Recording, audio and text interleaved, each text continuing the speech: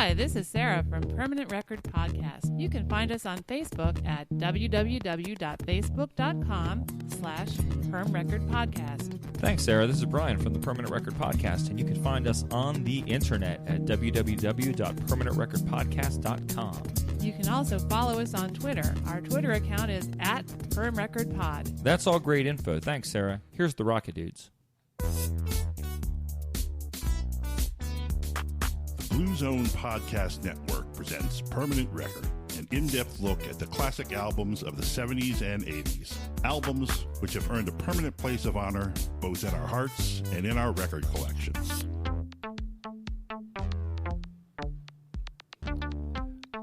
We are back and we're prepared to discuss a little bit more of Depeche Mode's sophomore album, A Broken Frame. How's it going, Sarah? Oh, pretty good, Frankie. Oh, yeah, I'm wearing a Frankie Goes to Hollywood shirt today. You're wearing a Men Without Hats, the Safety Dance shirt. Correct. And that is because we spent the afternoon visiting one of those newfangled escape rooms that are springing up all over the place. Yes, we did. And as you can tell by our voices, we did escape, and we are here to do the podcast. We are. It was an 80s themed room, so that's why we wore these shirts. We escaped the room, but one thing we cannot escape is the fact that last week, Sarah, we didn't follow through with some information we should have given the folks that were listening. Oh, really? What did we miss out on? Well, if you recall, in the beginning of the episode, as we started talking about A Broken Frame, we talked about how some of these songs stemmed from Martin's breakup with his fiancée at the time, Anne. Oh, that's right. And then at the end of the episode, we wrapped things up by talking about the video for the song See You, and we talked about the cute girl that worked behind the counter that surprised Dave at the end. Yeah. We never tied those two things together and pointed out to everyone that that girl was, in fact, Anne. Oh, it was. It was. I did not know that. She was. She is. She's still Anne, even now. That was something I picked up this week doing further research for this episode of the show. And I said, darn it, I wish I had known that last week. Well, yeah, that would have come in handy. Wow. Well, I guess they were still together at the time? They were, because that single came out so long before the album, if you recall. Right, yeah. If you weren't familiar with the fact that that song came out before the album, I'd recommend you go back and listen to last week's episode. Good plan. So when we last talked to all of our friends, we had just finished up side one of the 1982 album by Depeche Mode called A Broken Frame. Correct. So what was the most noteworthy thing about that record? This was the first album that they did without their former songwriter, Vince Clarke. So true. Martin Gore took the reins with this album and steered Depeche Mode into the bright future that they're still enjoying.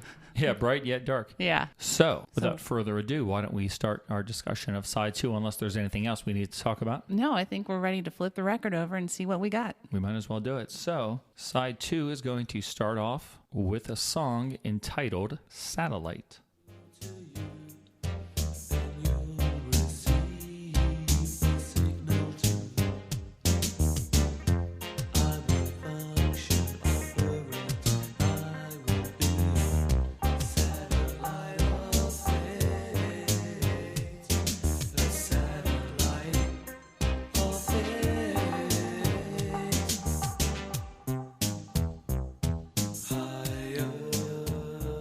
Wow. So we are certainly off to a different kind of start on the second side. That definitely is a different sort of sound than what we've heard so far. Yeah. Not at all a fast song. Not at all. And almost sounds like they're attempting to simulate reggae music. Oh, yeah.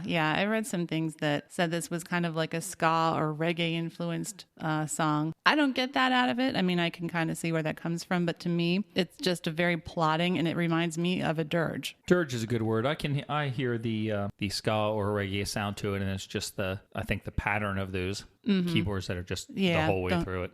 It just comes from that pattern. Yeah, but to me, that just seems very, like I said, plodding. And actually, what it really reminds me of, I think I've told you I have interesting descriptions for things in this album. Mm-hmm. So this reminds me of a sad circus parade. Sad circus parade. Yeah.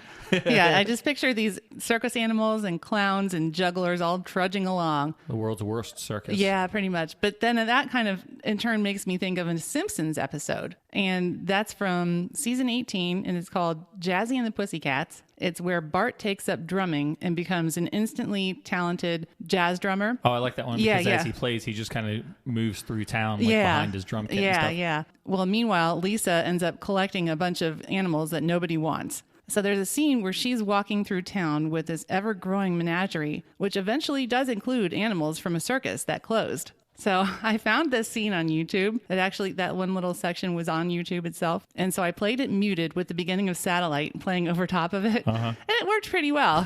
Yeah. That's crazy. Yeah, it was pretty funny because it just seems like everyone's really sad and depressed in this song. Oh, they are. And it also makes me sad and depressed because I'm not a big fan of reggae music and I'm not a big fan of this song either. The only part of this song really that I enjoy at any level is the bass. Oh, okay. It's not really amazing or it's not really all that cool sounding, but I do kind of like how it's just sort of meandering all over the place. I think everything else is kind of boring, and then the bass line is just kind of like, hey, check this out. Boom, boom, boom, boom. Yeah, I think this song feels a lot simpler than many of the other songs on this album. Oh, yeah, it's very simple. It just has and obviously the intro is very simple and sparse. We just get those squawking horn synths for the first 18 seconds. They're very deliberate. And they're very repetitive.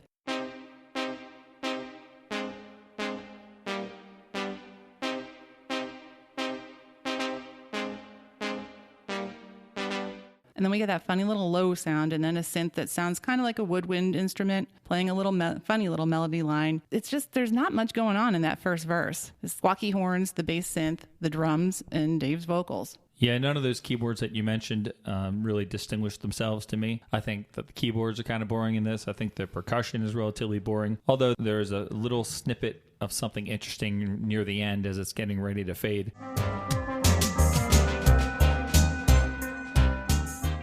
There's just a few seconds of some weird like metal noises, sort of what we get later in Blasphemous Rumors. Okay. And I never really noticed it in the song until we've been listening to it this week, and it is really short, but it actually, my ears perked up. Oh. But it's just for a second or two. Yeah. And speaking of listening to it this week, last week I did a lot of talking about the 5.1 yes, you surround did. mix, how great that was. Yes. This week I just ignored that surround mix and listened to the CD. I found that I was being too influenced by that mix, so I came back to the original album. Okay. And that's what I went with. Okay. All right. Well, I still want to give that a listen in the future, but it probably was a good idea not to continue listening to that for the review of this album, because that's not the version that we know and love, or not, that's right. or not love. That is right. Yeah. But yeah, this song, I don't know. There's just not a lot going on here. We do get prickly little keyboard riff percolating through the second chorus, which is good, but yeah, there's just not a lot. And the vocals, oh my. Yeah, we had some issues with Dave's vocals last time simply because it was so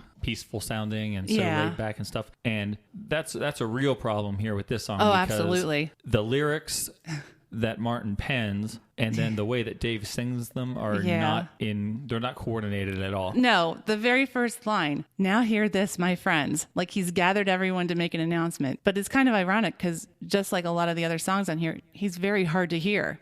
Yeah, really. It's like, "Now hear this." What are you saying? I can hardly hear you. Yeah. Speaking of that line, "Now hear this, my friends." Yeah. You know instantly a song is not going to be a classic if the opening line is "Now hear this, my friends." Yeah. Because if you're going to make a point worth listening to, you don't have to tell everybody to come and pay attention to it. Hey, we're about to start the song now. It's really bad. And it's like so continuing the sad circus theme, it's like this sad, dejected carnival barker, kind of like, "Hey, everybody, we're over here." Like, he's trying to get some interest in this sad circus he's got going on, but nobody cares. Nobody cares. The lyrics, they're so, "I'm isolating myself from society. I'm so miserable. I'm so forlorn." And then Dave's vocal is so peaceful and calm. He's not radiating any sense of this anger or this hatred. No. So unless he's trying to make a point that he's so psychopathic that the hate doesn't register in his voice because he's so messed up he's by just beyond that. Yeah, I don't know. Which I don't think that's what he's doing. No. So his performance on this song is a failure. Not that his vocals could have saved this song. It's just a little too boring. But this is one of the main songs on the record that I think that Dave does a poor job with what he's given. Yeah, and even worse than just that he's quiet, I think he sounds like he has a stuffed up nose. Some of the ways that he's vocalizing here, that the way he's pronouncing words, he just sounds like he's congested. Sometimes even in recent history, Dave has been a little nasally with the singing. But yeah. And I think you mentioned something that we didn't talk about last week, ended up cutting it up. So you mentioned that he was sick for part of the recording of this record. So maybe this was one of those songs. Yeah, it's just not a good vocal. But he certainly does contribute to the dirge-like atmosphere of this song with his very lackluster performance. It's basically a simple teenage breakup song, which is like we talked about a lot of the songs on this record spawned from Martin breaking up with Ann. And there's some lyrical cleverness thrown in there to try to bring Lou Reed's better Satellite of Love song to mind. Mm-hmm. I'm not sure that the band could have gotten away with recording a song called Satellite of Hate.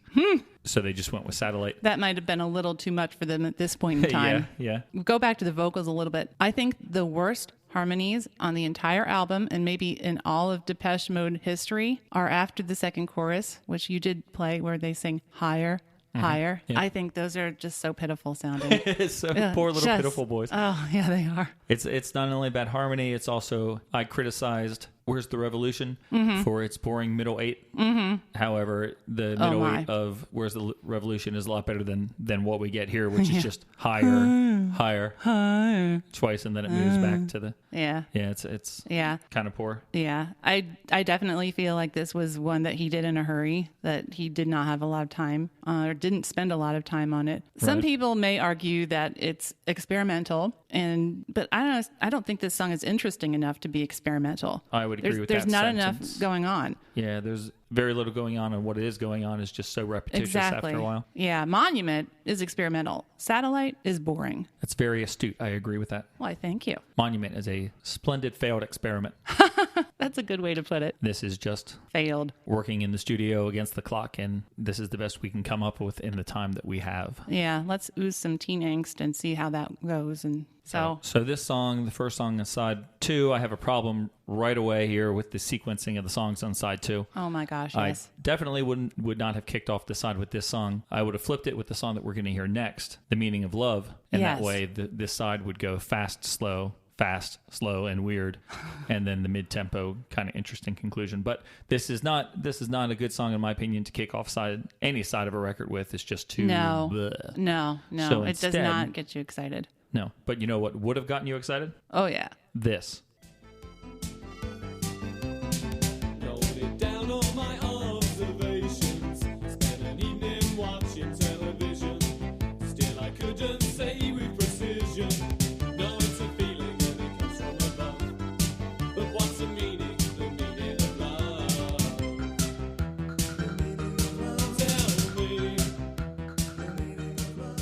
The second single from A Broken Frame. This was a hit that peaked at number 64 in Germany. Last week we mentioned that we just sort of like watching their German progress because they ultimately become quite popular there. Yeah. But at this point in time, they weren't doing too well. This was probably too exciting, too happy for them. Yeah, the Germans.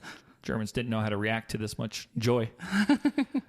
In Ireland, the song peaked at number 17, one lower than that in Sweden, number 16, and in the UK, just shy of the top 10, where it peaked at number 12. Yeah, it was released on April 26th, 1982. By May 8th, it had gotten up to number 12 in the British chart, so that's a pretty fast climb. But then by May 18th, it was already down to number 17th, so it never really did anything. Not anything good. So they were kind of disappointed, and because of that, that's why they waited a few more months to release a third single. They thought they needed a little bit of a break to kind of regroup and give the charts a little bit of rest from them. Another thing that I wanted to mention about the single for this, that this record has the worst picture sleeve of any Depeche Mode single if you've ever seen it. It's quite bad. It's not what you would expect from Depeche Mode. Not at all what you would expect from Depeche Mode. No. It was designed, I'm going to massacre this name probably, designed by Moritz Reichelt of the German band Der Plan. Okay. Who also did the artwork for the See You single right before this, which was actually pretty good. Uh-huh. That was nothing... Atrocious. He claimed that this one was a failure in trying to create some psychedelic art. Psychedelic? And he said... Yeah, sure was a failure. And it was a failure because I had been on acid while I was painting it, and that does not work. Oh, great. Yeah, I don't know why they allowed this to be their cover art. It's pretty strange. Yeah. So one review from Uncut Magazine said, if A Broken Frame has started in maturity, it had now worked its way back to primary school with this song, which is kind of truthful in a way. As I listen to this, I'm like, this could have been on Speak and Spell. Oh, yeah. Yeah, definitely. I have that exact note. This is a throwback to the Speak and Spell style of song. Yep. Now, I will give it has more substance both musically and lyrically than most of what we got on Speak and Spell. Yes. But the sound of the song, particularly the part where three voices right after another go, never been in love before. Yeah, the repeating. Yeah.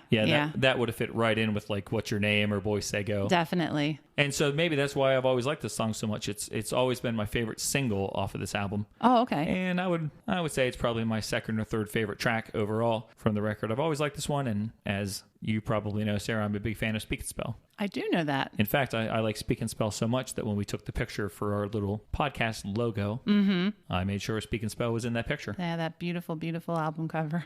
Mm-hmm. Anyway, Yep. Wow. Well, if you wanted a change of pace after that first downer of a track, you sure get it here. What a complete 180 we get on this second track on the second side. And speaking of 180, that's almost how fast the song is. Well, not quite. It's 150 beats per minute, but that is a huge difference from Satellite, which actually feels slower to me than its actual BPM of 88. But it's almost twice as fast as the previous song. And you feel that from the beginning. I said this song grabs you by the wrist and starts running, and you've got to do your best to keep up. That's good. That's cool. Yeah, and it's got these zingy calliope type synths we get here. So this song actually reminds me of a carnival too, but not like Satellite. It doesn't remind me of a sad carnival or a sad circus. It makes me think of carnival rides, like the tilt-a-whirl or those swings that go around in the circle and almost go parallel to the ground. Because this song's dizzying pace and playful keyboards get you charged up like a kid full of cotton candy. Yep. It's so poppy, it almost explodes. Oh, it's super poppy. Yeah, it really is. That pop-sounding riff that starts off the song, that could have come right from Vince Clarke. Oh, absolutely. Yeah. Like we said, the only difference between Vince Clarke stuff and what we have going on here is there's just a little bit too much going on behind the verses. Like if it was Vince, it would have just been the drums and the bass and stuff. And here we actually are getting other keyboard lines. This is a lot more complex than Satellite and even most of the things on Speak and Spell. But it has a lot of elements like Speak and Spell. It's a fast tempo. It's a major key. Not very complex lyrics. Although I think the one thing that is in this song that Vince would never say is love seems something like wanting a scar. Oh yeah. That's a little bit deeper and darker than anything Vince would have come up with. But then he goes on to say, tell me the answer, my Lord high above. Tell me the meaning of love. Vince would say that. Yeah, Vince would. So it's like, he's still channeling Vince here, or, kind of got a immature sensibility in his pop songwriting here. Right. And since you just brought those lines up, let me just skip ahead here. I just said I love the lyric from the notes that I've made so far. Love seems like wanting a scar. We keep mentioning that Martin Gore is writing from a teenage perspective. Mm-hmm. But with almost every song that we're talking about, he's writing at least two lines that I think are really strong. Yeah. Often it's more than two. Right. I like those two lines quite a bit here in this song. I do too. I think they're kind of hint at an intelligence and a maturity that we're just going to see more of as time goes by. That's right. And since I forced us to that section of my notes where I'm simply listing things that I like in this song. Oh, yes. Let me tell you a few other things that I like. Please do. I like the accompaniment during the verse that we just mentioned. I think it sounds fantastic. Uh-huh. I think the bass line here is bouncy and wonderful. Indeed. And I really love the effect of the big brass counter melody that comes in at around 1:15. Like wanting a scar. Well, I could be wrong. I'm just not sure you see. I've never been loved before.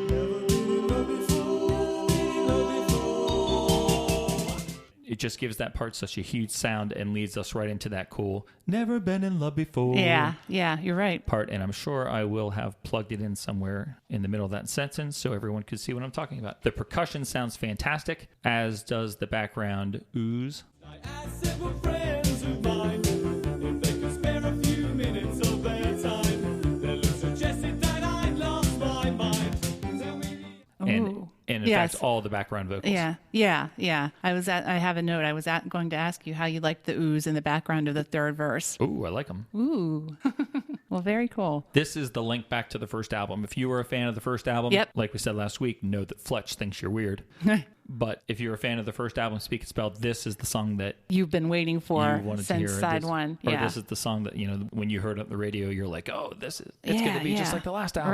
Right. This is a crazy fun song. Yeah, it is. Also crazy fun yes. is the video for this song. Oh, my goodness. Yes, we get another Julien Temple gem, don't we? Yeah, like we said, all three videos in this album were by that same director. Yeah. And also another similarity is that this video, once again, like Leave in Silence, it starts with the same sort of imagery. There's just a round circle right in the middle of the screen that some images are being projected on. Now, the last time around, I forget what it was, if it was like a glass ball or something. This time, it's like a magnifying glass. Mm-hmm. But but projected in that circle. We're seeing a video montage of cute little babies playing with toys and things like that before it cuts to the band. And he cannot get away from the idea of using other devices, other things to represent keyboard playing, because you've got the kids playing the little play xylophones and stuff. Yeah. So most of this video is a silly little performance clip with the three keyboard players being, of course, Martin, Fletch, and Alan. Yeah. And they're elevated on stands behind Dave as he dances around, smiling and singing. Oh my gosh. It's noteworthy that in the performance part of this video, no one in the band is wearing a bow tie.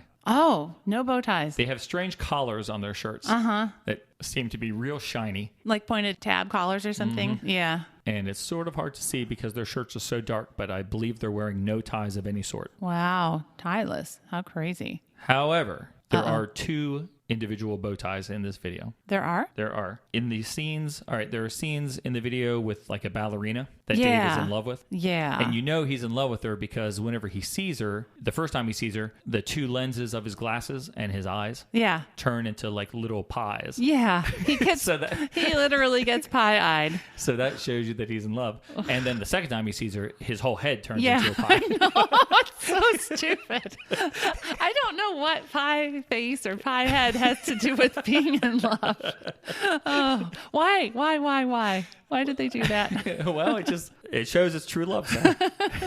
I'll have to keep that in mind. But anyway, the point of bringing up the pie section is that in those scenes where he is looking at the ballerina that he's in love with, he wears a bow tie. Oh, okay. And also, since Dave couldn't wear a bow tie in every section of the video, we get a young little boy who looks like he's about 2 or 3 who's playing with blocks through most of the video. Oh, right. He turns out at the end to be Dave's son. But that kid is wearing a bow tie. Sure, as you do. Is just sitting around at home. Oh, yeah. Yeah, for sure. Yeah. So, all right. Oh, man. There's so much to talk about this. And this has so many good moments, but there's so many what the heck moments. I know.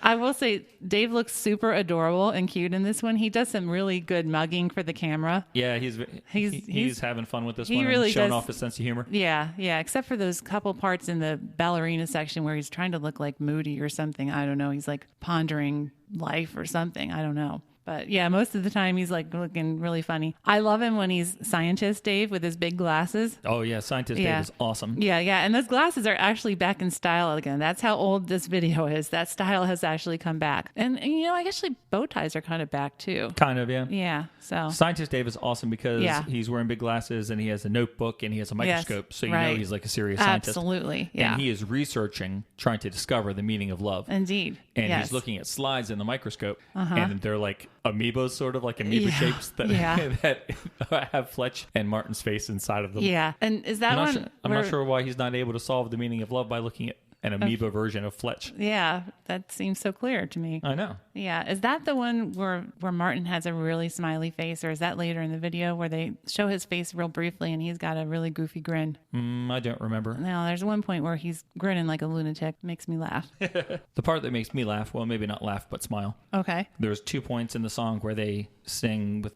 main vocal and Martin on background vocals and probably Dave again. Never been in love before, never been in love before. And I like that in the video because in turn, each band member stops playing keyboards and points to him at Dave as they start to sing. And it's cute. It is cute. It looks good on film. Yeah, and it's pretty much what you would expect them to do. Like this makes sense in the video to do this. I'm glad they did it. Mm-hmm. I just wish that like at the end of it, that Dave did something really crazy. Like, I know. Completely whacked out, jumped in the air. And like it wouldn't have been out of character given all the other things he'd been doing. Yeah. Or even just one of those kind of crazy sitcom shrugs, like, well, that's me. Never been in love before. That would have been good. Yeah. Who, me? Yeah. Something goofy like that. We could have directed this video. Yeah. And if we did direct it, I would have left in the 2 cute mouse marionettes. Oh, are they mice? I think so. I wasn't sure. I was thinking maybe they were pigs. I couldn't tell by their noses, but they were very cute. I thought they were mice. I don't know. First, we just sort of see them dancing, and I was like, yeah, how's this happening? That combined with the pie face, I was like, maybe he was on acid too. Maybe, but then, of course, later in the video, Dave is actually playing with the figures. Yes. I said, whimsical almost seems too serious of a word to describe what we're seeing here. It's like beyond whimsical, whatever that may be. Well, that may be true up to a certain point, Sarah, but then at the end... it gets... the end is terrible. Terrible, terrible, terrible. Because up until now, we've been having a good time talking about this video, and we're laughing at the things that are in it. It's a funny performance. Dave is smiling and pointing up in the sky every time he says, Lord, high above. Yeah. But then at the end, it just turns... stupid. It just turns mean-spirited and terrible. So at the end, all the fun comes to a screeching halt because we find out that this whole video up to this point has been sort of like a dream that Dave had. He's playing a character who was so exhausted that he fell asleep at the breakfast table because he's evidently working really hard to support his family. Yeah. He has a wife next to him and a young child playing on the floor. Yeah. And he must be working really hard to make ends meet to support the family. Kind of like George Michael and Everything She Wants. Yeah. And you can tell it's like he's trapped in a loveless relationship. He falls asleep, and so his girlfriend or wife hurls like a biscuit or something at his head to wake him up. Wake up, you jerk. And he wakes up and looks mad, and he yells back, and he gets up. And there's no sense that these two are in love. Like, they should just break up, but they had this kid, so they have it. Yeah. And so he gets up, and he sees their cute little baby on the floor. The baby's been so traumatized by his parents almost coming to blows right there at the breakfast table that he arranged his toy blocks on the floor to spell out the meaning of love. He's a prodigy, apparently. He is. And at that point, both the parents see it and do double takes. And then when they notice it, they start to smile. And for now, Wonder Baby has prevented any sort of spousal abuse from happening. They're not going to fight. But that baby's not always going to be awake, and the baby's not always going to be near those blocks. So this couple needs to get some counseling or something because the baby's not always going to be there to save them. Oh my gosh.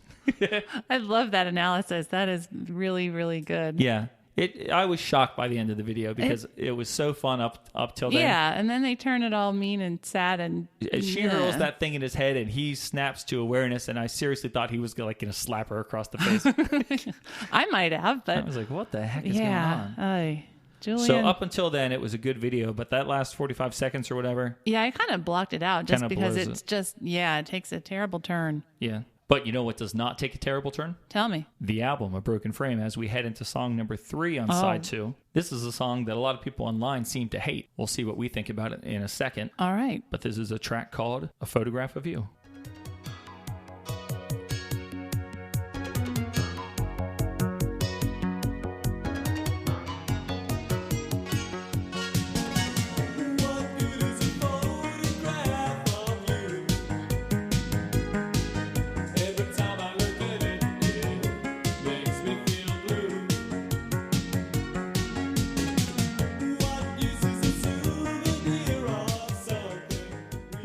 Wow, wasn't that fun? That was fun. That's a fun sounding song. It is. Yeah, this is the other song that was written by Martin when he was still with Norman and the Worms. Yeah, that's right, Norman and the Worms. And this is the other song, like I said, with Satellite. If you flip around the sequencing on this record, go Meaning of Love, Satellite, and this song, you don't get 2 songs. Right now, we get like the most novelty sounding songs on the record, back to back, Meaning of Love and Photograph of You. I think it would be stronger if you broke them up, even though I don't like Satellite, just kind of get some distance between those 2 really pop-friendly sounding songs. Yeah. Now, don't forget that on the original American version, there is a song in between these 2, which is further excerpts from My Secret Garden. Oh, that's right. I forgot about that because in America, we did get that extra song that was a B-side. Right. And it was an instrumental, and I liked that, but it wasn't on the remastered version, and it wasn't on the British version. So correct. We're actually not going to talk about it. We are not. But it sort of sounds, last week, if you listened to the first part of this episode, at the end, as things were fading out and we were saying our goodbyes, I played a song called Excerpts from My Secret Garden, which is kind of similar to what you would get if you listen to further excerpts from My Secret Garden. Yeah, somewhat. But anyway, this is the next song. And again, this is another attempt to sound like Vince, I'm pretty sure. And I think he does an admirable job. I actually have trouble picking out all the layers in this song because I think it's pretty complex. So that is actually not quite like Vince. I think sometimes Vince's songs are a little more simple. Right. But boy, I'd like to hear this one in 5.1. I mean, I know that I can, I just haven't yet. I'm sure it's even more impressive. I think it's another really fun little song. We'll have to check that out sometime together. Yeah, please. Because I was enjoying listening to it last week. I just had to get away from it for this because it was making me have unrealistically positive feelings about the record, I think. Yeah, I would understand that. You know, as I read the lyrics to this song, yet another post-breakup song, I was reminded of something Nick Hornsby wrote in High Fidelity. Oh, okay. His book, High Fidelity. He had a quote in there, "Do I listen to pop music because I was miserable, or was I miserable because I listened to pop music?" it. Because the words to this song are miserable. Oh, yeah. But the music is so unadulterated pop Yes. that it makes you like happy to hear it. If you're not paying attention to what he's saying, you'll be smiling and bouncing around the room. Yeah. Yeah, you're right. Speaking of which, after all the moping and getting over love that we've heard so far, if you just read the lyrics to this song, it might be a little too much for you. You'd be like, oh my God, get over it. Like lines like, what use is a souvenir of something we once had when all it ever does is make me feel bad? But luckily the song is filled with enough G, C, and D chords and whistle sounding keyboards that it brings a smile to your face. Yeah, yeah. I call those the ghostly whistles. Oh, I like that. Yeah. I told you I had names for all these things. Yeah. And I think they definitely keep in with the idea that this is a lightweight little ditty. Although, like you say, the subject matter is rather dark and depressing. The music belies that. Indeed. Growing up, I thought that this song should have been a single somewhere in the world. I was like really surprised that it didn't seem to get released anywhere. Yeah. I thought it was very good. And these days, I don't like it as much as I did back then. But I will say that after listening to it for this podcast and taking notes on it and kind of focusing on it, I often found myself singing it during the week. Yeah. It is still a pretty catchy tune. Mm-hmm. Yeah. I think the keyboards on this one sound different from a lot of the other songs we've heard on this album. They almost sound like harpsichords, and those 3 strums that you just played that come in right before the first verse starts, they really make me think of Erasure. Oh, let me hear that again. Okay.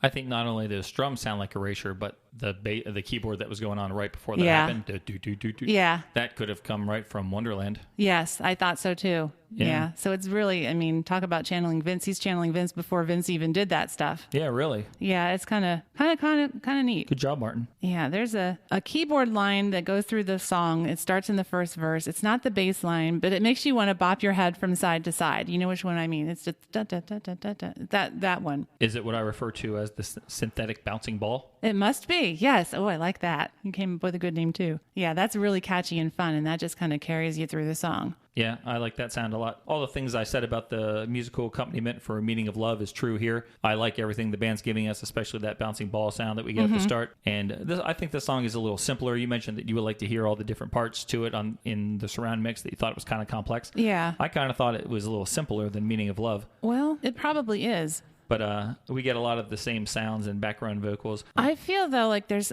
a lot of good percussion in here, more so than maybe even Meaning of Love. Oh, no, I like the percussion in Meaning of Love. Well, I like it, but I think there's more in here that we cannot hear. It's very, very hard to pick out. There's some sounds that sound like hand claps in the background at some point. I can just barely tell they're there, even with my headphones on. It was very frustrating. That's what I think. There might be more going on, but that's another reason to listen to the 5.1. Good point. We mentioned last week, after we got through talking about My Secret Garden, that we were glad that Dave was done with his high hiccuping kind of vocal. And we both said, yeah, I think this is it. Mm-hmm. But we sort of forgot it returns with this song when he says, I wish it would disappear. Yep. Yeah, it's not quite as dramatic as the other times he's done it, but yeah, he still did it. Yeah, I don't mind it this song because I don't know what else he would do with that line. Because it would be kind of boring. Yeah. To just go, I wish it would disappear. Yeah, I think he was making a good effort to do something interesting with it. And again, it isn't as bad as those other ones. So yeah, I think the vocals. The other ones seem to come out of nowhere. This one, there seems to sort of be a purpose to it. Yeah, you can see he's trying to end the line with a bit of interest. Sorry, what were you going to say? Oh, that's okay. Yeah, the vocals here are really not too bad on this song. I think they are more of like what we heard on Speak and Spell. And there's really nice harmonies and there's really good backing vocals in this one. I like the feel blue, feel blue.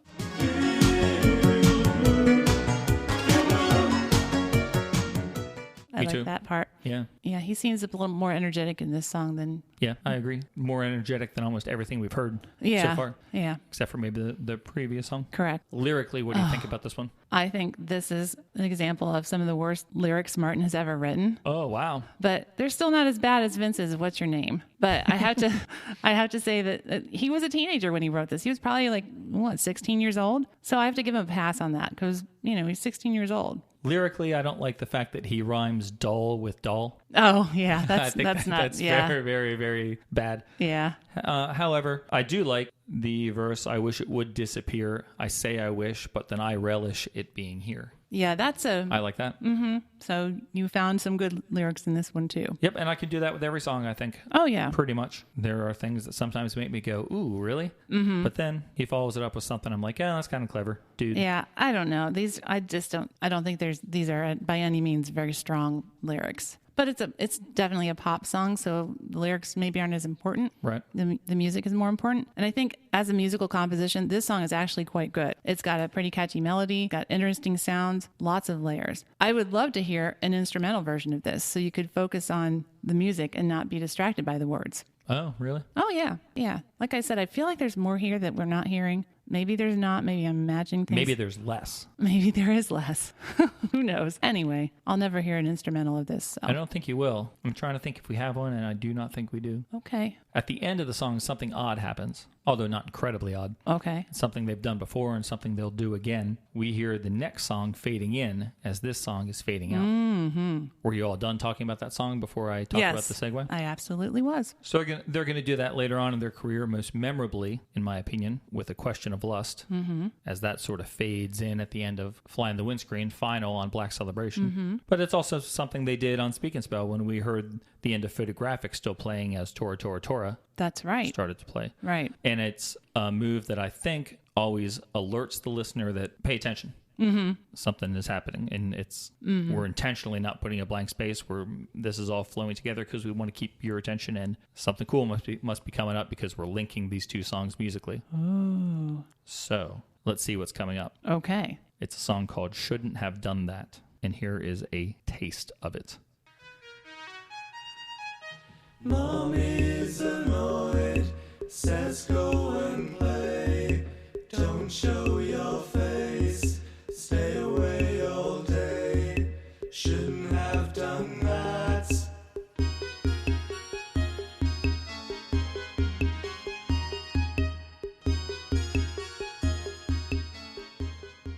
Most critics online that I read, most reviews of the album that I read, seem to love this song. This is my least favorite Depeche Mode song of all time. I hate it. I would listen to any other song by Depeche Mode over this one. I'm a satellite of hate for this song. Are you receiving the signal too, Sarah? Well, I'm hearing what you have to say. I despise this song. Wow.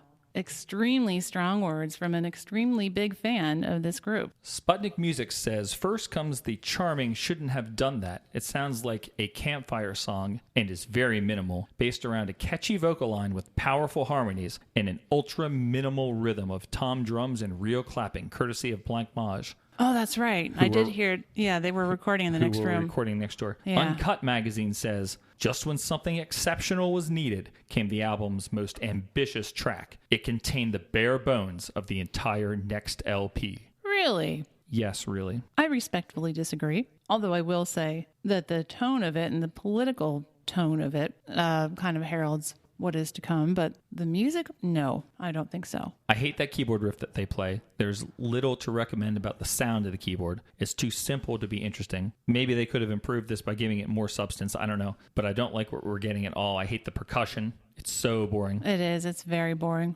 Lyrically, it's terrible, I think. Now, everyone online loves the lyrics. I understand that, he's talking about a boy who grows up without much guidance and he plays army and war by himself. Then he grows up and goes to school, but he leaves school because he wants to become a politician. I think it's intentionally simple and lame. I think that this is one of the most pretentious Martin Gore lyrics that he's ever written. I think he thinks it's important, and that by being so vague and hiding things in plain sight, he's being really clever. Lots of folks online say that it's about Hitler. Yeah, I read that. I was wondering if you thought that was true. I think it could be about any number of military leaders or something. I think the Hitler thing comes from the fact that evidently Hitler hated school so much that he intentionally did poorly so he would get kicked out of school. Oh, okay. And that's in the song. Reading the little bit of reading that I did about Hitler and his mother in preparation for this, I never read anyone who said that he had a mother that Didn't care about him? Didn't care about him and was annoyed with him and just sent him off to play. For everything I read, they spent a lot of time together. Oh, okay. And he was like a big fan of his mom. Oh, okay. So the only comparison to bring up Hitler is that the idea of leaving school to become a politician. Okay. So I'm not saying that it's not about Hitler. Yeah. But I'm saying it's more tenuous. Yeah. Yeah. It can't be easily supported, I would think, No. lyrically. But No. it could very well be true. Yeah, I don't have a lot to say about this song other than some descriptive terms. We get this ominous beginning, wind whistling, and these slightly dissonant vocals that seem to predict a bad future. Well, yes, of course, so does the title. It predicts a bad future. Shouldn't have done that. Like, oh, okay. But yeah, there's the tom-tom percussion. There's very traditional keyboard sounds. And then in the middle, it switches to this playground thing. It's kind of like a dream sequence. And then at 140 in there, we get this weird screech over top of everything. That's very creepy and unsettling.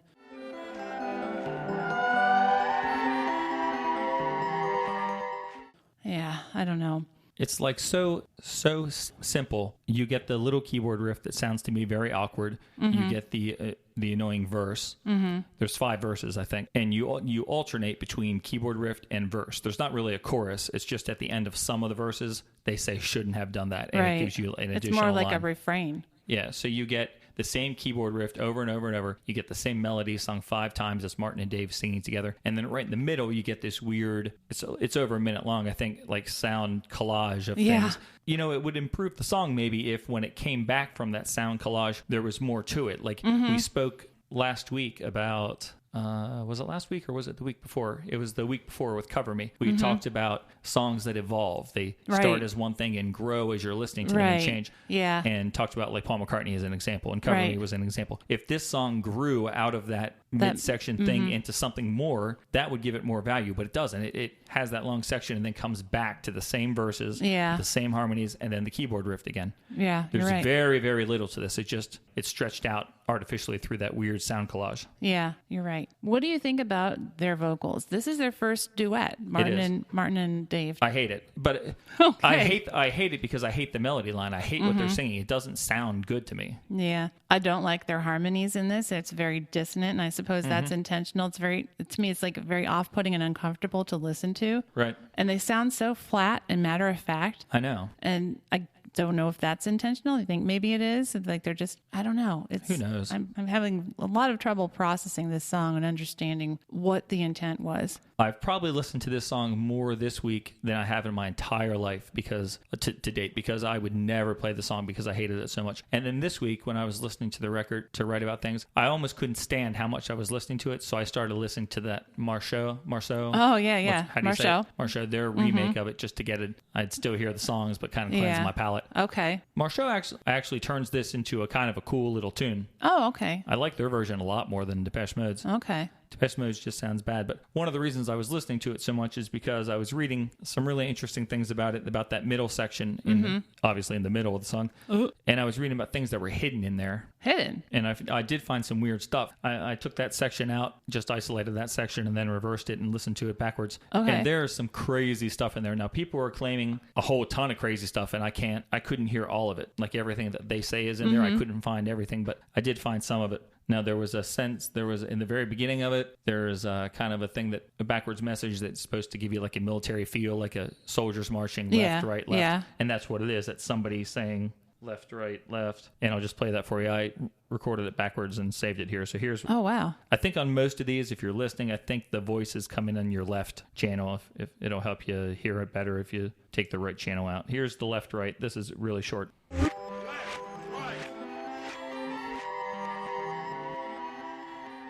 Did you hear it right at the beginning there? I did hear the left, right. Mm-hmm. So that's just something simple that's going along with the, playing war and stuff. It's not too strange. But then we get the really weird things. There's a story in here about a little bird who wants to eat the worms that belong to a big bird. Really? Yeah. In this song? Yeah. Oh, my gosh. So I'll tell you the whole story after I play you some of the samples that I was able to find. Okay. I found this one, which, here, I'm going to do something that I always make fun of this. I sometimes listen to radio shows about, like, ghosts and things. Yeah. And people come on with recordings of ghosts. Yeah. And they say, well, here, I'm going to play your recording. You'll hear, I'm alone in a room, but you'll hear a voice say, take that game off the shelf. And then they play the clip, and what you actually hear is... Yeah. But because he told you what he wants you to think it says, you can hear it in there. Mm-hmm. So I'm going to do that, even though I should just let you know that's kind of chintzy. But yeah, I should let you find it yourself. But here's one that he says, he's after the worms that are really owned by the big bird. He flies over to the big bird's worm.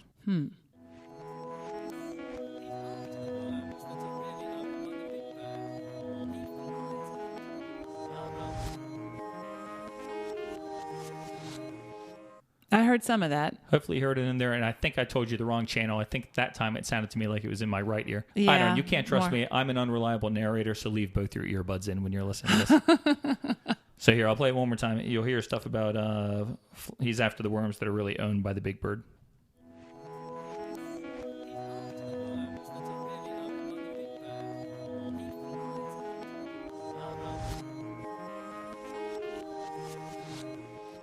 And then I have one more here where he says, he flew onto the top of the mountain. Ha ha, the big bird was too fat. Jeez.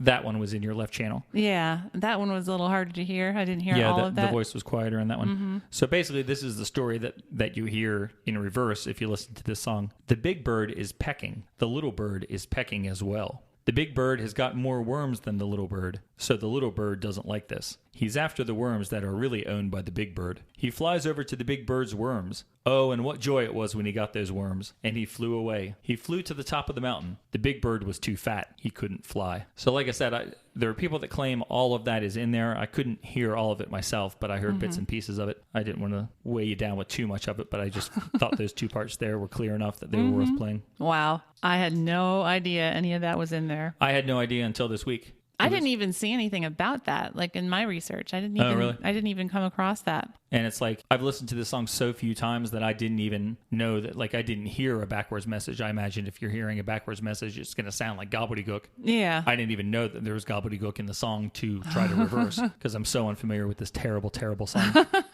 For a terrible song, we certainly are talking a lot about it, aren't we? Oh, I spent so much time with this song. Yeah, we're talking about it a lot because I spent so much time listening to it. Okay. Yeah, you want to get your... It was insane. And it ruined my day. Oh. It almost ruined my week. That's terrible. Well, then we should probably stop talking about it. We should, but let me just say that all this hidden strangeness and multiple online users telling me that this song is brilliant just makes me dislike it more. I spent more time than I ever thought I would listening to this one. And now that I'm done talking about it, I don't ever want to hear it again. Wow. So let's move on to The Sun and the Rainfall. Okay. The final song here on side 2.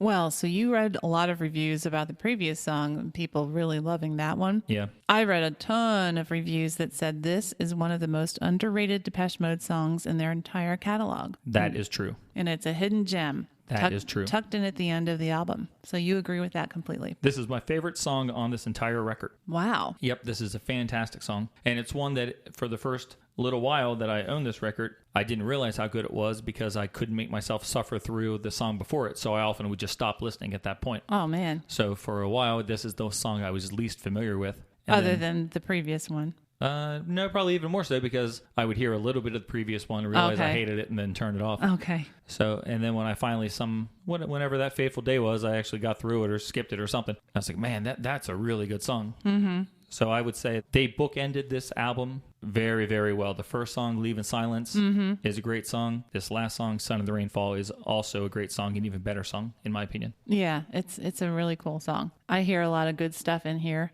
In the beginning of the song, I feel that the percussion sounds kind of evoke a hard, cold rain striking the window pane, especially when the bass line starts. And then later on, we get a really lovely bell sound. And to me, that sound represents the sun. And those other sounds are the rainfall.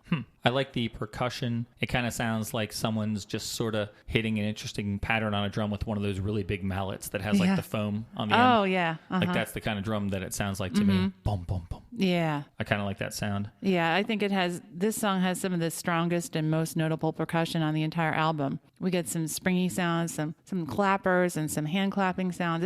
It's full of cool sounds, and you can actually hear them. I think that the percussion comes through pretty well in this song. I think the bass line is good. You mentioned the bass line. Mm-hmm. But I don't know. There's something about that like throbbing nature of it. The sound that they used kind of has a throbbing quality to it. After a while, it gets kind of distracting to me. And that's in a weird twist, because I've been so complimentary to the bass on this album, I think my least favorite thing about this song is the bass voice. It just is I would have preferred if they had something that didn't draw as much attention to itself. Oh, interesting. Yeah, I like the bass, and I like how it kind of in some sections just travels up the scale. Kind of, I enjoy that. Yeah, I like what it's playing. I just don't like the sound. Oh, okay. Fair enough. This is another track which features both good and bad lyrics. Okay. The entire first verse is rather immature in my opinion, and I don't really care for it that much. Yeah. Someone will call, something will fall and smash on the floor. Yeah. Without reading a text, knows what comes next. He's seen it before, and it's painful. Although Martin Gore did 25 years early predict text messaging. I know, because now every time whenever I hear that without reading the text, I totally think of a text message. Yep. So he saw the future with that. Yeah. But then in the second verse, I actually think it's really strong. You're the one I like best. You retain my interest. You're the only one. Mm-hmm. If it wasn't for you, I don't know what I'd do. Unpredictable like the sun and the rainfall. That's a really good verse. Mm-hmm. So once again, it's like good Martin, bad Martin. Yeah, in space of a couple seconds. He's going through some growing pains here. I think, he's getting there. He's just not there yet. Right. And not liking the first verse doesn't take away any enjoyment really from the song for me. I still think it's really, really and good. And honestly, the one line in the chorus I really like, because I think it can not only apply to a relationship, but it applies to the band itself at this time. Things must change. We must rearrange them. And that's the line that gets repeated over and over again at the end. Things must change. It's kind of like a parting message to the listeners, a signal of things to come. Oh, very nice. Mm-hmm. Very nice. Lyrically, a line that I liked was the part, all that I'm saying, a game's not worth playing over and over again. Yeah. And that's catchy lyrically and musically, which is... And I like that, too, because it kind of ties together with Leave in Silence, where they talk about we've been running around in circles all year, doing this and that and getting nowhere. And we have that same kind of theme about repeating things that you don't need to repeat here in this song. Mm-hmm. So like you said about the bookends, I think, lyrically we have a connection there as well. That's true. I was singing those lines this week, too. The game's not worth playing. Part. Yeah. The two songs I was singing all week were Photograph of You and this one. Oh, that's funny. We get Dave and Martin singing together at the end of this one. Yeah, we do. Yeah, like I said, it's like a round. And the vocals kind of are layered and lots of different things happening. Yeah, it's not on the level of things that we're going to hear in the future, like when they're like Waiting for the Night or anything like that. But it sounds really good, and I think it's a high point. That layered section at the end, the last half of the song, which is just a bunch of parts that you've already heard layered on top of each other. That part of the song really shines, I think. Yeah, and I like how they slowly bring up another little keyboard riff in there towards the end. It just kind of starts kind of fading in there.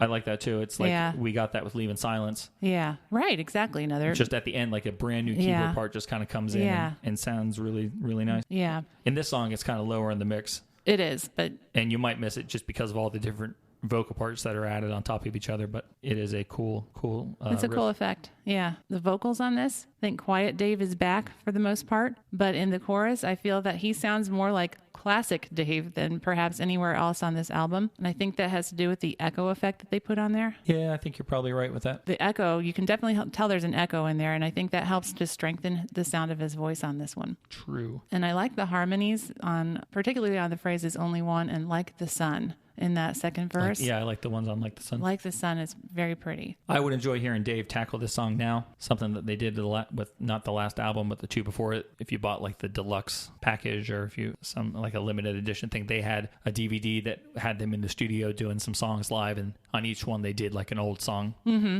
and they did Stories of Old, I think, on Sounds of the Universe. And it would be cool to see them do this song in that same kind of setting. Yeah, and because it seems to be such a fan favorite, I think that tons of people would be really happy to hear that. His vocal skills at this point would make the song even better. I agree. Yeah, he knows how to evoke emotion better now than he did back then. So like we said, this song and Leave in Silence, I think, show a spark of what the band might become down the road. Yes, exactly. Based on what I read, folks regard this as one of the highlights of the record, and the people sort of lament that it's buried at the end of the album. But I think it was actually a good move to put something this strong as the last track, because when you move on from the record, now your final opinion of what you've just listened to is very favorable. Right. If they ended it with shouldn't have done that, oh my gosh, they shouldn't have done that.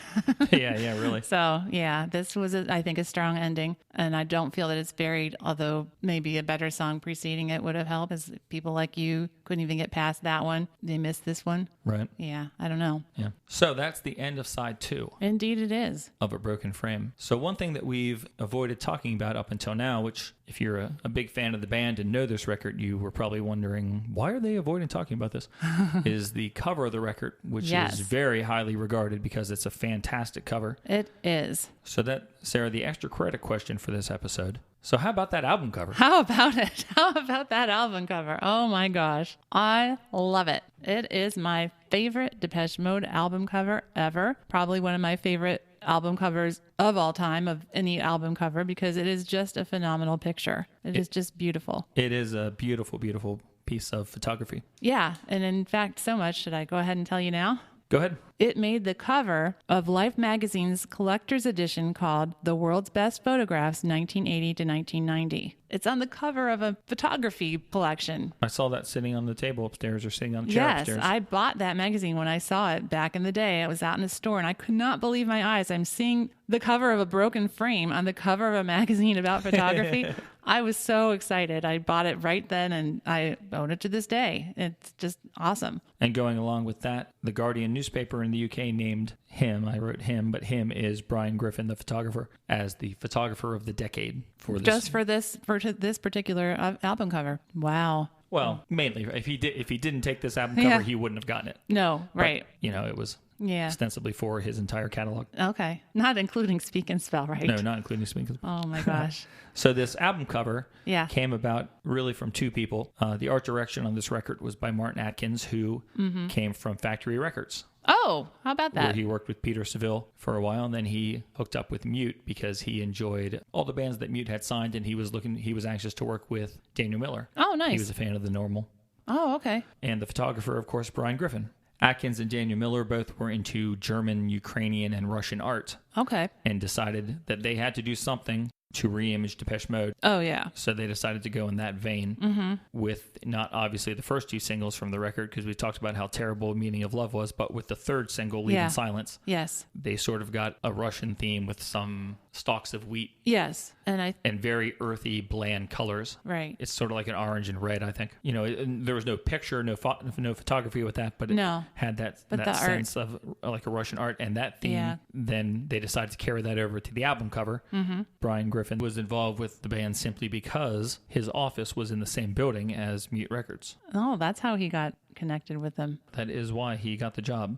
So they talked to him, and initially his first job was to take the cover photo for Speak and Spell, the first Depeche Mode album. Yeah. And he took the picture that he did, which is the swan. Yes. And I saw an interview with him where the interviewer asked him, did you have any other ideas for the cover of Speak and Spell other than the swan? And he said, yes, not doing the cover because Depeche Mode was hardly my favorite band at the time. Oh my gosh. Wow. Oh, wow. That's nice that he really cared so much. And in a weird twist, because the band in these interviews, they sort of, kind of badmouth the album cover of Speak and Spell. But in a weird twist, Martin Atkins says that the band specifically wanted Brian Griffin back. That's weird. Because he had already worked with them and they wanted to continue to work with them. Yeah. And Atkins said he couldn't understand why they wanted them back. I don't understand. I mean, after seeing that cover, which I think is just horrible and not at all what he described to them when he told them about it. What did he describe? Oh, he said something like a swan floating on glass or something like that. And instead we get a swan wrapped in a plastic bag. Yep. Not really close. Pretty crazy. And they hated it. But luckily they did ask him back because he did some fantastic covers. He did all their cover photography story up until and including Black Celebration. Oh, wow. So yeah. there's some great covers in there. Yeah, he redeemed himself for sure. I mean, even with this one, if he never did anything else after that, he wouldn't have needed to, because this is just brilliant. Do you have notes on the story of the day? Well, I know that it was a really rainy day and a really stormy day, and they weren't sure they were going to get anything done. Right. Because it just was so awful. Rained all day, and they had hired a middle-aged dancer. Oh, is she a dancer? She is. Some people think that it's Daniel Miller in that costume for some reason, but he says no. We hired a dancer. It was a real woman. It was. Yeah. And they found a location in Duxford, Cambridgeshire, that had that big field. Yeah. And they got there, and it rained all day. And it wasn't even hailing and stuff. It was really bad weather. Just all of a sudden, the rain stopped, so the sun came out. They said that basically the natural conditions made that lighting that you see on the cover. For the most part, yeah. And he says if you take a look at the Polaroids that he took at the same time, they're very similar to what you see on the album cover, which indicates, he had to do very little in post-production to get that look if a Polaroid already had it. Well, yeah. Yeah, that's interesting. Because actually in the Life magazine, his quote says that he actually did use artificial light and filters on the flash. Oh, well, he did. He does say that he had some lighting things there on location with, like those big white boards that you hold up to reflect it. Yeah. He didn't have to do much afterwards to the photo itself to alter it. No. He said about this cover, this was one of those great occasions of a beautiful sky and everything coming together, a magic time you pray for. The grain, great receiver of light, was not at all the golden color I wanted, so I used artificial light and filters on the flash. And he says, I regard this as a picture of my wife or my mother. I'm not sure which. So I don't know. I hope he can tell the difference. Yeah, I was like, what does that mean? So he did this album cover, and then he went on to do the next one, Construction Time Again, like we mentioned. And he said it was very difficult to do Construction Time Again, to follow up something as beautiful as iconic, A Broken Frame. really. But he was very proud of the photos he took for that. And he said that the label made a bad choice when faced with all of his pictures, which I thought was kind of interesting, because Construction Time Again is a pretty cool cover. So I went out and found some of the other pictures he took from those same sessions for that record. And there was one picture that is incredible. Yeah, you showed it to me. It is just stunning. I'm going to put it with the show notes for this episode. If your podcast app shows you the show notes, I always put a picture in there. If you can't see it, then maybe you can check it out on our webpage or something, because this picture is amazing, and it's so much better than what they chose for Construction Time Again. It's insane. Yeah. Did you see the other ones for this shoot? Yeah, I did, with the woman walking and kind of like the rainbow. Yeah, the one with the rainbow I thought was gorgeous, and I was almost surprised they didn't use that. That would have worked nicely, I think. But I think it's a little too on the nose. Yeah, I guess so.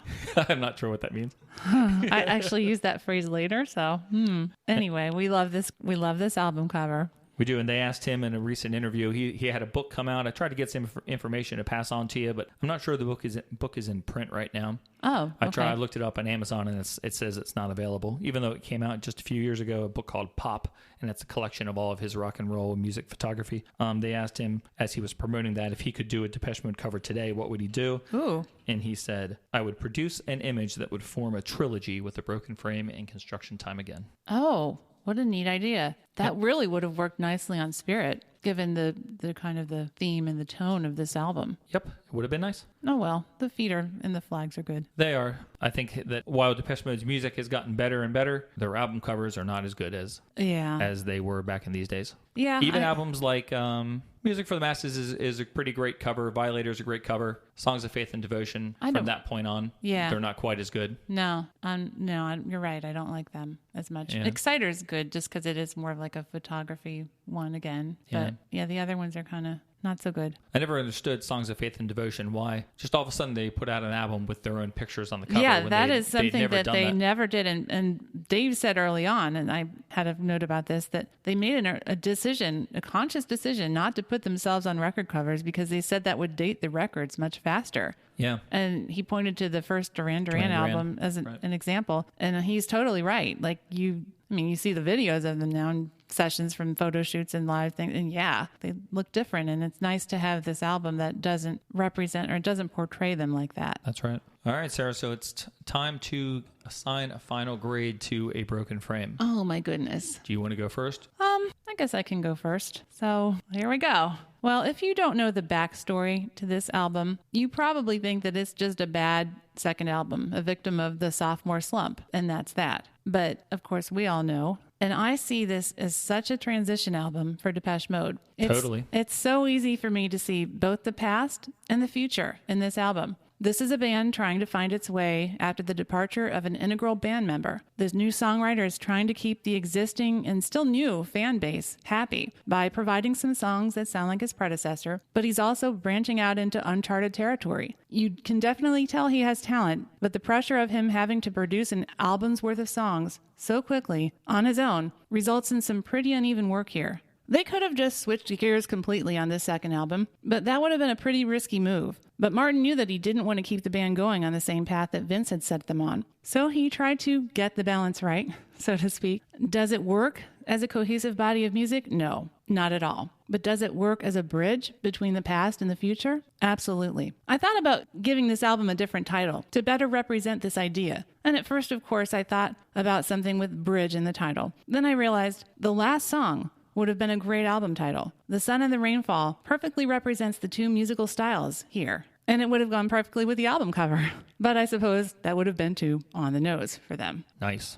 I think the only other way they could have approached this transition would have been to do an EP with the poppy Vince-like tunes on it, and then maybe one or two songs like Nothing to Fear or further excerpts from My Secret Garden, and then produce an LP of all darker songs. Would that have worked any better? I don't have a clue. That's interesting, though. And back then, EPs were a lot more prevalent. It's something they could have done. Yeah, I don't know. But in the end, the path they took seemed to serve them pretty well. As I listened to this album, I came to the conclusion that Dave wasn't sure how to project a serious or depressing tone in his voice at this point, so he would just sing quieter. I noticed on the poppy upbeat songs that his voice is much louder and stronger, whereas on songs like Leave in Silence and My Secret Garden, his voice is quieter and harder to hear. I know that a lot of that has to do with the production as well, but I don't think he helped it any by singing quietly in the first place. And speaking of the production, I do not understand why everyone involved thought the production and the engineering on this album was acceptable. It is just so bad. And they were at the same studio and with an experienced producer. So do you think Vince was a really big factor in the production of Speak and Spell? I think he must have had quite a say in it. Yeah.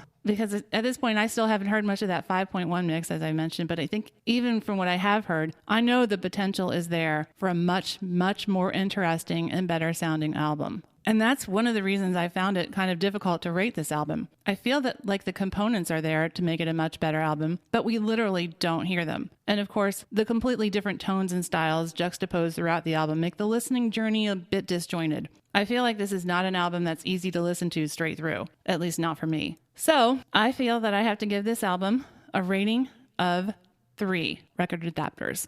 I don't think I've given a 3 yet. You have not? No. And it's not a terrible album. It's inconsistent, but understandably so. I can more easily forgive that, given all that we know about the situation. But I have a hard time forgiving them for the production. The way it was produced just makes it less interesting and enjoyable to listen to than I know that it could be. And that is it. All right. So a 3 out of 5, the first time you've dipped down that low. Yep. I'm faced with the same question now, what to give this record. And a lot of what you said there has been weighing on my mind, and I was going to make some of those points about the production issues and Martin having to rise to the occasion with very little time, things we've said throughout the course of the 2 episodes. I'll mention them there and then move on. Like I said, I had to quit listening to the 5.1 mix because it was really affecting the way I felt about this record in a way that the label and Depeche Mode would have liked. It was making me like the record more than I traditionally have because that mix fixes so many things that are wrong with this original album. But as the original record stands, those issues that you mentioned and the fact that there are quite a few half-baked song ideas on here that might not have made the album if they had had more time, you can't really avoid those problems. There are songs I don't really like. Monument is not a good song, but Monument is countered by Leave in Silence, which is a good song, so it's a scratch. And then Shouldn't Have Done That, in case you couldn't tell by my review, I hated it. And that's countered by the immediate next song, Son of the Rainfall, which is awesome. So those negate each other. It's a scratch. Satellite was pretty bad, but last week I seem to recall being very optimistic or very complimentary about Nothing to Fear. That's right. So those kind of negate each other as well. So we're left with 4 tracks then that are good, but none of them are really going to set the world on fire. Right. And that would be My Secret Garden, See You, The Meaning of Love, and Photograph of You. So I will tell you this. Over the past week, I've actually grown to appreciate this record more than I have ever in my life, probably. But at the end of the day, it is still Depeche Mode's worst album. As I'm getting ready to say this, keep in mind that Depeche Mode has been my favorite band since 1985, 86, and I still love everything that they do. I was super excited to see them this year, and if you listen to the show, I pretty much hype Spirit every single episode. You do. So I have a good feeling about this album. I enjoy most of it on some level, but if this had been my first Depeche Mode record through some unkind twist of fate, it quite possibly could have been my last Depeche Mode record. Wow. So I'm going to give this one, out of a possible 5 record adapters, 2.5. Wow.